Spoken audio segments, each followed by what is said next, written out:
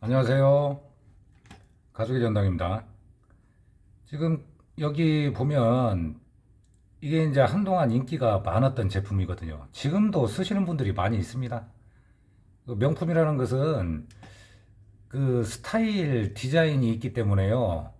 시간이 오래 지나도 복원을 하거나 그래서 이제 사용을 많이 하십니다.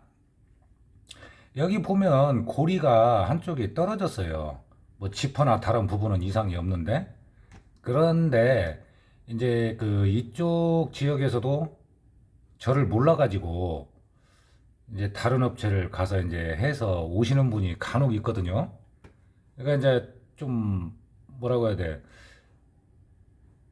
조금 보기 안 좋게 하는 거죠. 문제는요, 오늘 뭘 좀 설명을 드리고 싶냐면, 이 코리를 다시 제작을 한단 말입니다. 제작을 하는데, 손님하고 상담은 이 로고가 있는 부분을 그대로 좀 살렸으면 한다. 그렇게 이제 말씀을 하셔서 최대한 그렇게 이제 해드리려고 합니다. 여기에 본드를 막 바르면 안 돼요. PVC 가죽에. 시커매지고 딱딱해지고 막 그러는데 우선 급하니까 본드를 바르는데요. 손이 아파도 손바느질을 해야 됩니다. 그리고 이제 이런 로고 같은 경우에는 광택 정도는 제가 이제 서비스로 좀 해드리고 있어요. 반짝반짝하게. 자, 이 부분을 만드는데 일단 똑같은 모양으로 재단을 하고 만들어 놨습니다. 이렇게 이제 해진 부분들 있잖아요. 특히 통가죽 재질로 만든 제품은 이렇게 다 색감이 다 다릅니다. 여기는 진해 보이고 여기는 또 연해 보이고 그렇죠. 그러니까 이제 그 멋에 쓰는 것이죠. 그러면 이제 그 작업장으로 가서 이 바느질을 할 때 요령을 좀 보여드릴게요. 명품 복원 사업을 하려면 공예도 해야 된다 하는 얘기가 만약에 이제 좀 준비를 하셨다가 제가 이렇게 뭔가를 이제 설명을 해드리고 알려드리면 준비를 하고 연습을 하셨다가 나중에 일을 받게 되면은 왜 그런지를 아실 거예요. 틈틈이 해야 되는 거예요. 어디 뭐 놀러 가가지고 그 저기 할 시간이 없어요. 그냥 한 1년만 그냥 내가 뭐 모임 안 나가고 좀 나갈 거 덜 나가고 그렇게 하면서 어떤 인생의 나중을 준비한다 생각하면은 뭐 간단한 거죠.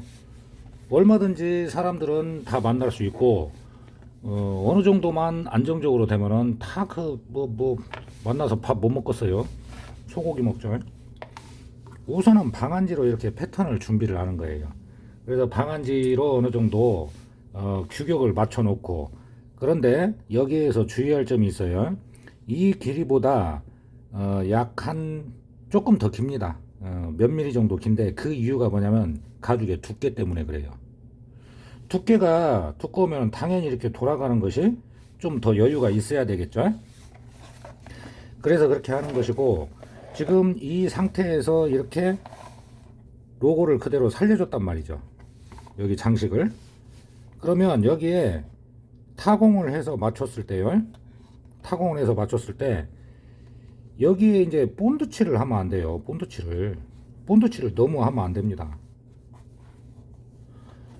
본드칠 하면 딱딱해지고 뻣뻣해지고 그래요. 자, 이제 디링을 한번 끼워볼게요. 조금 손가락 아프고 불편하더라도요, 좀 정성스럽게 해줄 필요가 있죠.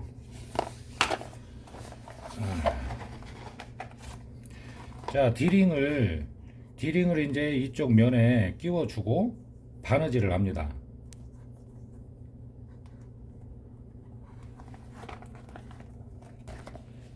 그 일반 가죽 같으면 제가 이렇게 막 좀 편하게 잡아놓고 하겠는데, PVC 가죽은 조금 조심을 해야 되고 사용한 기간이 있잖아요.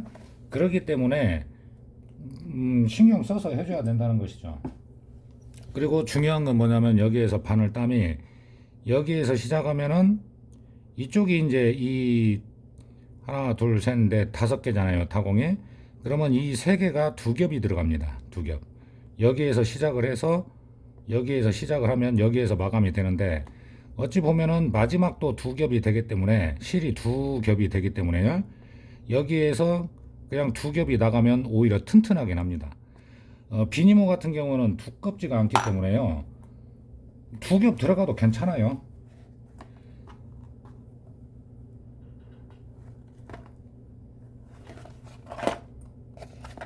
자, 이제 또 하나 손가락이 많이 아플 수가 있습니다. 그렇죠? 다른 가죽 같으면 여기에 집게를 물려놓든 뭐든 아니면 본드를 붙이든 할 건데, 지금은 이 상태에서 바느질을 하는 게 가장 그래도 문제가 안 생기고 좋다고 했잖아요. 이게 지금 송곳이 얇은 송곳인데 더 얇게 한 거예요. 더 얇게. 그래서 지금 이제 화면에 보여드리려고 하니까 제가 좀 불편한데,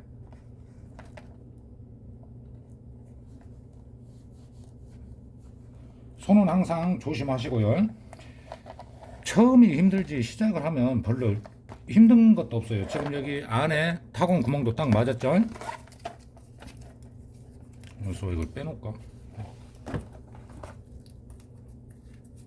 아, 디링까지 빼야 되니까 빠지진 않네요. 일단은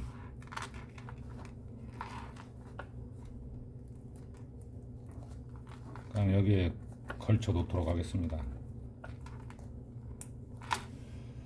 자, 여기 안쪽에 타공점, 타공에 맞췄잖아요.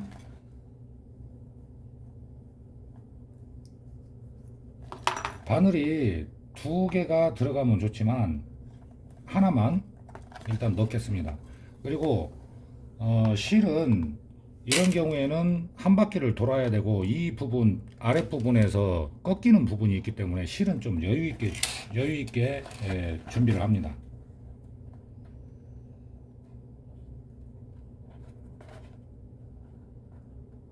잘 맞춰서 처음만 힘들지 몇 단만 되면은 뭐 그다지 힘들진 않아요. 자, 두 번째 땀을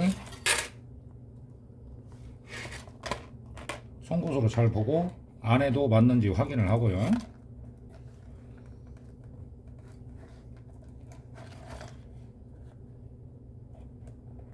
이제 반듯한지 보고.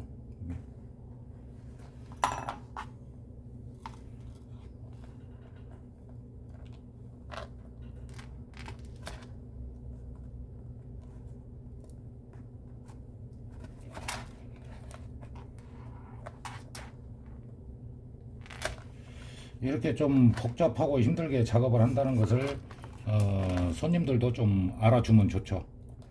최대한 문제가 안 생기게 해드리려고 노력을 하는 거죠.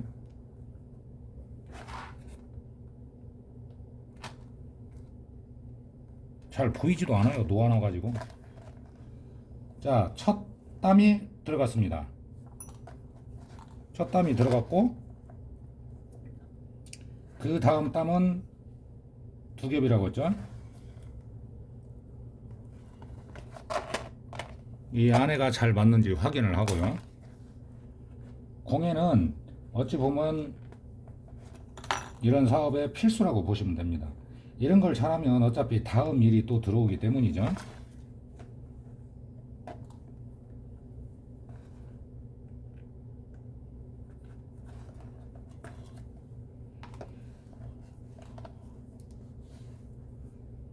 아따, 이거 찍어주는 사람이 없으니까 카메라 신경 써야지. 그리고 이제 손가락이 좀 아프다, 그럼 뭐 이런 도구 사용하시면 됩니다. 한번 들어갔죠? 그 다음에 다시 한번.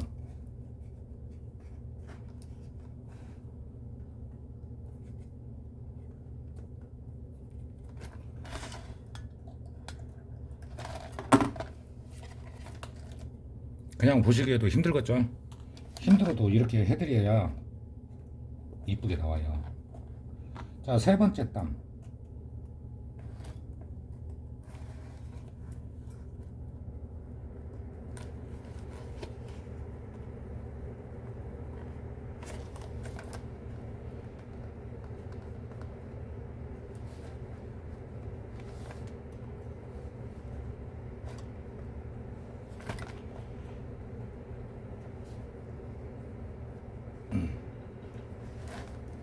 송곳이 나왔죠?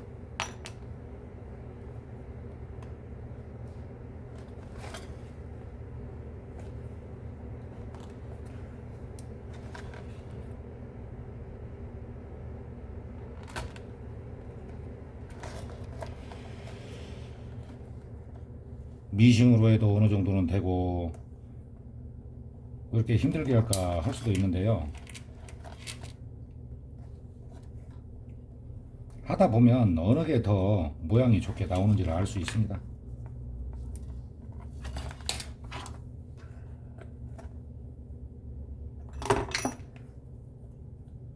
두 바퀴.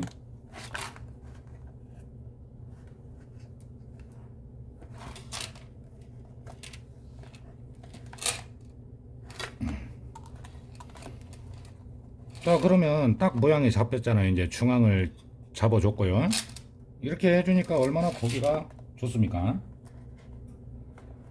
항상 이런 도구, 송곳 이런 특히 날카로운 도구를 사용할 때는 주의를 해야 됩니다. 천천히. 왜냐면 몇 단만 제대로 들어가면 되잖아요. 자, 여기도 잘 맞았고요. 그러면 살살 밀어주면서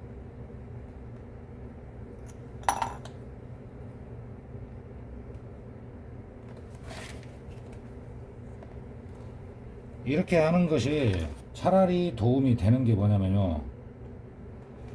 어떤 때는 큰 가방 같은 경우는 저기 안쪽에 바느질을 해야 한단 말이죠. 안 보여요. 안 보여.